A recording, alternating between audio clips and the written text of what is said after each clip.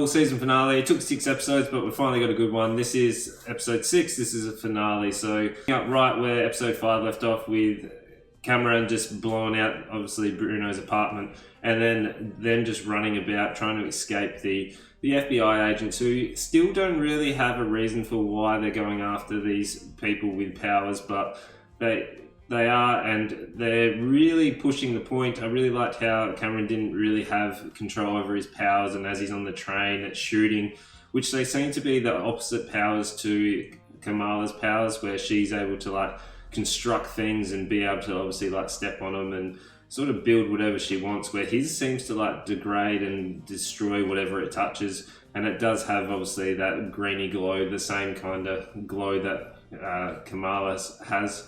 That was really cool. That was really well done. I like the polar opposites with their powers, and it does really come into play. Kamala is then telling her family about her powers, but they don't seem to really care or be really surprised that she has her powers. Before, they were talking about superheroes and not sort of embracing that sort of dark side of the family after, even though they did go into to go see the grandma who knew all about all sorts of different things and knew Kamala had powers. But the family were just yeah, no worries, now we embrace you, now you can go use your powers however you like. Where that was just a sudden flick of the switch. How come they were just, all of a sudden okay with it as soon as she has powers, but before that they were nah, you can't do all these different things. It was just a weird sudden split of the coin, really. Come on guys, you need a little bit of continuity in terms of how you're going to progress, even though that these little bits of information. FBI agents, they're just so dramatic. We don't really have a reason why they're so aggressive and so dramatic, but they're storm into the mosque and they're we're here, we're searching, we know they're here, and they're just well, any door that's locked, we're going to break it down. Come on guys, shouldn't you be following some type of process? I feel you've got the FBI badge and stuff on there, you should be following some protocols, but they're just guns are blazing, they're going to knock down anything that they can, and it's just for what? There's just still no backstory for them, which would have been a nice sort of introduction into maybe a big organization. I'm sure it's probably delved into in the actual comics, but it's not sort of touched on at all. They're just kind of here, and they have their anti superhero rays, which obviously come into play towards the final confrontation, which we have. Bruno and Cameron are coming out.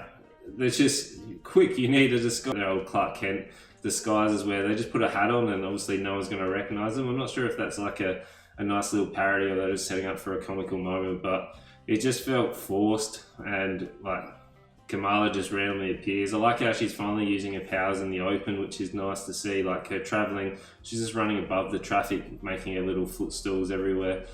But finally, the pacing this episode is good. We've finally got an episode where the pacing isn't really slow and then a little bit. It's actually consistent throughout, which was nice. But they're going to meet in the school, but everyone is able to get in the school. Surely the school's got alarms, or at least locks the doors.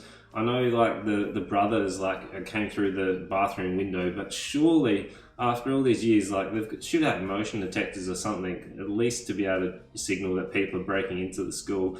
And Zoe's doing TikToks in one of the rooms because it's got better lighting. What is this school doing? Come on guys, you need to invest in some security for the school. But when they're actually coming up with the plan to beat the FBI agents, which are just going to surround a school, I know the guy back in head office was no, don't do it, because you're going to bring bad publicity. But she's obviously a bit gung-ho, the old FBI agent who's overly dramatic, and she's nah, we're doing it.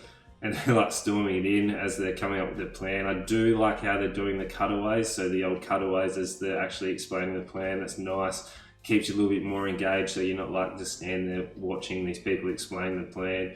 Where it felt really Home Alone-ish as they were coming in, so they've got all their traps, and these really trained FBI agents are just walking into a school hall, which it looks like a bomb that is sitting on the stairs, but they just casually approach them. They're that's a bomb, and then they run away.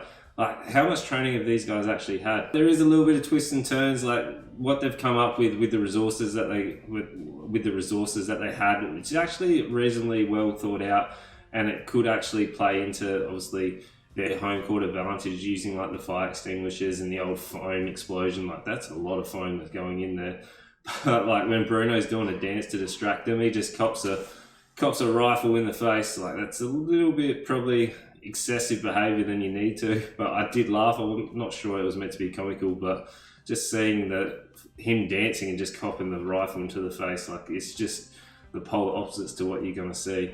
And then we finally get a big confrontation that we've been looking for. We actually do get a little bit of the conflicting views of Kamala and Cameron with their different powers, where he's like blasting him recklessly and it's just going everywhere. Kamala does get like a sort of nice plot armor in terms of getting some new powers to be able to, you know, make her a fan favorite, which was kind of cool. She gets like the big suit where she's like able to become essentially a much bigger version of herself and have some like extending hands and stuff, which was kind of cool. And as we're having like that final confrontation between the FBI agents who are really trying to come at Cameron as he's like exploding stuff at him, where I like how it encased them into their two different powers, and they do have that sort of confrontation.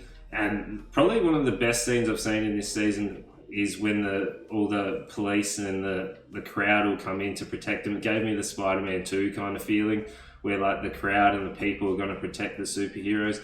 Didn't have quite the emotional payoff as like the Spider-Man 2 where they're carrying him out, but it was really cool, and she just like legs it out with her powers. Like nice little touch. It's really coming in, and they give you that feedback in terms of the feedback of the social media, and everyone's raving about it, and it's just really bringing to light how much of a crowd favorite she is. Like it would be cool to see a superhero that's kind of like really innocent and sort of wants to do well for the people, that you can see that he's going to be a superhero, where most of the ones we see are already established. Where that was a nice little touch.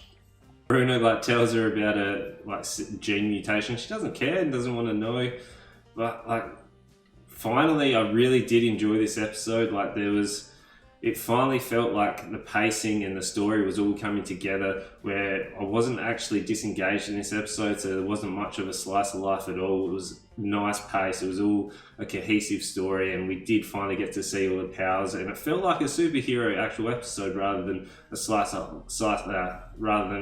life with some powers.